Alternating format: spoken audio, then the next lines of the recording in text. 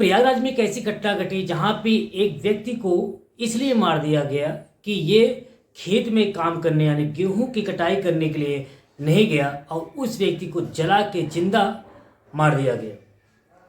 ये है प्रयागराज की घटना। प्रयागराज से जो मुख्यालय यहाँ से 35 किलोमीटर दूर एक तहसील पड़ता है करछना, और करछना में एक गांव पड़ता है। कि सरकार एक्शन लेगी क्या इस ठाकुर को जिसने जिंदा जलाया है, क्या इसे घर भी बुलडोजर चलेगा? क्या ऐसे ही दलित लोग मरते रहेंगे और सरकारें और जो मनोवादी लोग हैं इस तरह से जो दलित लोग हैं, पिछड़े लोग हैं, इस पे अत्याचार करते रहेंगे? ये कब तक चलेगा ये अत्याचार? जो सरकार है ये कहती है कि हम सभी धर्मों को, सभी जातों को एक साथ मिलने के चलते का प्रयास कर रहे हैं, मगर ये जो घटना घटी है काफ़ी चिंताजनक है और काफ़ी दर्दनाक घटना घटी है। क्या उस सरकार जो इसके बच्चे हैं का उन बच्चे का देखभाल कौन करेगा? कौन लेगा इस बच्चों की जिम्मेदारी?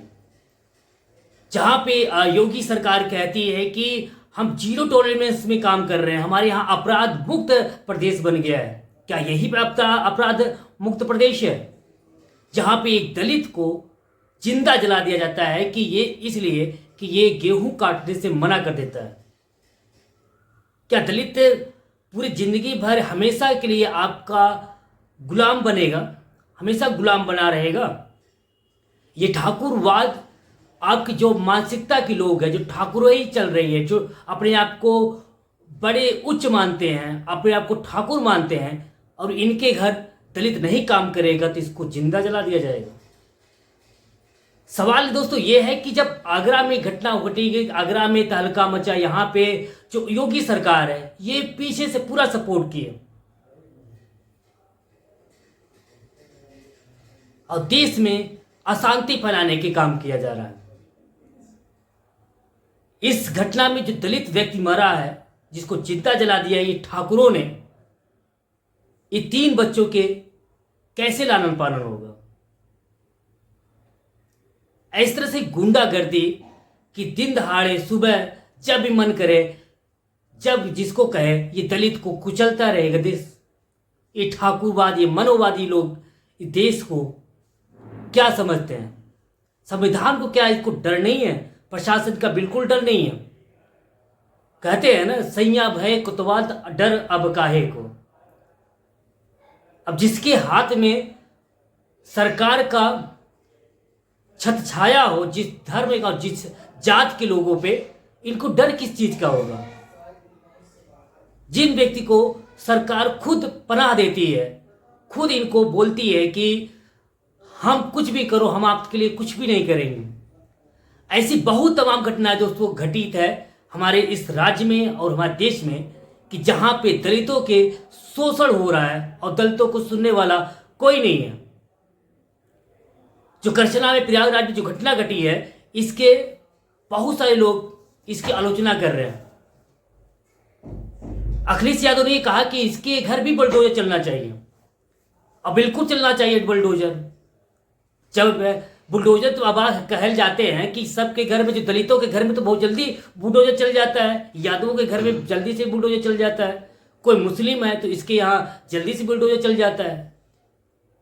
और इस जो ठाकुर है इसके घर कब जलेगी? तो इस गांव में ये भी कहा जाता है कि जब भी जो दलित है, जब भी कोई भी रैली या फिर भीमराव अंबेडकर की जयंती वगैरह मनाते हैं तो इस तरह की घटनाएं ये ठाकुर जो लोग हैं इस तरह से करते हैं। क्या हमारे देश में अभी भी जो ठाकुर मानसिकता के लोग हैं, क्या ये संविधान को नहीं मानते और ठाकुर ही चलती रहेगी इनकी सबकी? मेरा ये कहना है कि सरकार को इस पे सख्त से सख्त कार्रवाई करनी चाहिए, और जिसने ये इस तरह से चीजें की है इसको जेल भेजना चाहिए, और उसको के घर में भी बुलडोजर चलना चाहिए, जिस तरह से योगी सरकार और के घर में बुलडोजर चलाते हैं। हमेशा दलित पिटता रहेगा, हमेशा दलित मरता रहेगा। जो उच्च जात के लोग हैं ये राजा बने रहेंगे। इनको यही दर्द होता है दोस्तों, क्योंकि जो दलित लोग हैं, ओबीसी एसटी के लोग हैं, ये इनके घर काम नहीं करने जाते हैं, क्योंकि यही जो लोग हैं, जो ठाकुर लोग हैं, ठाकुर ब्राह्मण लोग हैं, जो ठाकुरई करते हैं, मनोवादी लोग हैं, ये इनके घर में हमारे दादा परदादा गुरुवारी करते, गुलामी करते चले आ रहे हैं।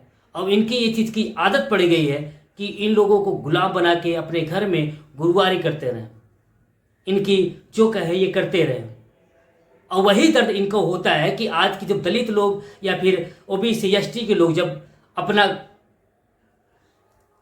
अपना ये लोग खुद काम धाम कर रहे हैं, आगे बढ़ रहे हैं, तो इनको दर्द हो रहा है, इनके पेट में दर्द हो रहा है कि ये आगे कैसे बढ़ रहे हैं। हमारे देश में सभी को अधिकार है कि आगे बढ़ने का, अब इनको दर्द है कि आगे कैसे बढ़ रहे हैं। इस तरह से घटनाएं बहुत ही निंदनीय है और देश इससे बहुत दुखी है। और लोग इस तरह से है कि आगे क्या क्या होता है ये तो समय बताएगा। क्या योगी सरकार इस पे भी एक्शन करती है या नहीं करती है ये तो समय बताएगा। और मुझे तो लगता है कि योगी सरकार को निष्पक्ष रूप से, जैसे और सबके साथ करते हैं, निष्पक्ष रूप से ठाकुर में भी बुलडोजर चलना चाहिए। इस पर आपका राय क्या है कमेंट करके जरूर बताइएगा। फिर मिलते हैं किसी नेक्स्ट वीडियो में, तब तक के लिए जय श्री राम, वंदे मातरम।